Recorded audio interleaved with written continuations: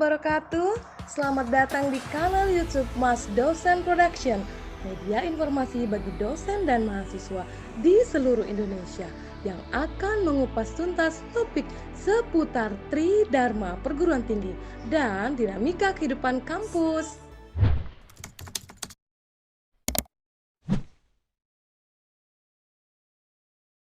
Assalamualaikum warahmatullahi wabarakatuh. Jumpa lagi di channel Mas Dosen Production. Kali ini melanjutkan dari konten sebelumnya tentang penelitian kualitatif terapan. Untuk kali ini Mas Dosen akan menjelaskan tentang instrumen-instrumen penelitian kualitatif apa yang sering muncul di penelitian kualitatif yang sudah dipublikasikan di jurnal internasional bereputasi. Jadi ada data source atau instrumen yang sering digunakan dalam penelitian kualitatif. Yang pertama itu interview, kemudian yang kedua itu observation, selanjutnya dokumen analisis dan visual and textual artifact. Ya, jadi itu Bapak Ibu dosen. Sekarang kita lihat yang pertama tentang interview, Bapak Ibu dosen. Interview ini adalah teknik yang paling sering digunakan atau paling utama digunakan oleh peneliti kualitatif untuk mengumpulkan data dari partisipan. Ya. Jadi interview ini bisa berupa interview terstruktur atau structure interview, kemudian ada wawancara semi struktur, terstruktur atau semi structure interview, dan ada memang yang sama sekali tidak terstruktur atau unstructured interview. Jadi ada structure, semi structure dan unstructured interview. Nah, untuk memilih kita peneliti memilih apakah harus menggunakan structure interview, semi structure interview, itu tergantung pada peneliti dan apa yang akan dicari oleh peneliti dari diri partisipan. Jadi misalnya kalau kita menggunakan penelitian etnografi, pada awal-awal observasi atau awal-awal mengumpulkan data, kita bisa menggunakan unstructured interview, artinya wawancara tidak terstruktur. Peneliti bisa langsung saja ketemu partisipan, terus nanti bertanya tentang topik-topik yang relevan yang tidak diatur sedemikian rupa di awal. Tetapi kalau misalnya kita menggunakan penelitian case study, studi kasus atau fenomenologi, biasanya peneliti bertemu dengan partisipan untuk melakukan wawancara, dia sudah siap dengan interview protokol atau panduan wawancara dan menggunakan semi structured interview karena gunanya adalah supaya menjalin kedekatan dengan partisipan, karena kita ingat bahwa the nature atau ciri atau philosophical assumption dari penelitian kualitatif itu peneliti adalah instrumen utama dan peneliti itu harus menjalin kedekatan dengan si partisipan supaya nanti data yang diperoleh itu benar-benar natural dan holistik seperti itu ya. Jadi interview itu adalah instrumen utama yang digunakan oleh para peneliti kualitatif dalam mengumpulkan data. Selanjutnya yang kedua adalah observasi. Jadi selain interview, peneliti bisa menggunakan observasi, memastikan sesuatu berjalan dengan sesuai rencana. Biasanya kita menggunakan yang namanya observasi. Jadi misalnya dalam penelitian tindakan kelas atau dalam penelitian studi kasus yang mengambil setting di sekolah, misalnya peneliti akan mewawancarai guru, kemudian dia akan melihat bagaimana implementasi pengajaran, misalnya contohnya itu dengan melakukan observasi. Jadi selain data interview, itu peneliti harus melengkapi data dari observasi. Kemudian misalnya peneliti menganggap bahwa observasi saja belum cukup, interview saja belum cukup, peneliti bisa menggunakan dokumen analisis.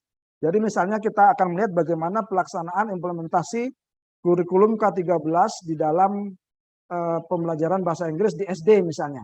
Jadi kita interview gurunya, kemudian kita observasi bagaimana pembelajaran di kelas berlangsung, kemudian kita lihat dokumen analisisnya, bagaimana RPP atau lesson plan ya, rencana pembelajaran yang dilakukan oleh guru, yang dibuat oleh guru, itu apakah terlaksana dengan baik, kita lihat di observasi.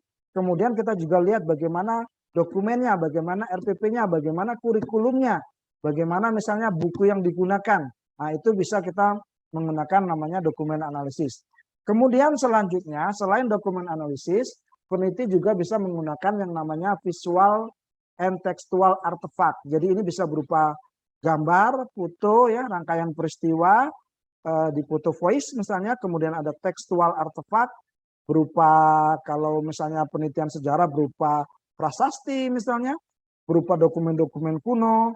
Kalau di dalam penelitian pendidikan biasa kurikulum, peraturan menteri misalnya seperti itu, yang berupa artefak atau visual atau tekstual artefak.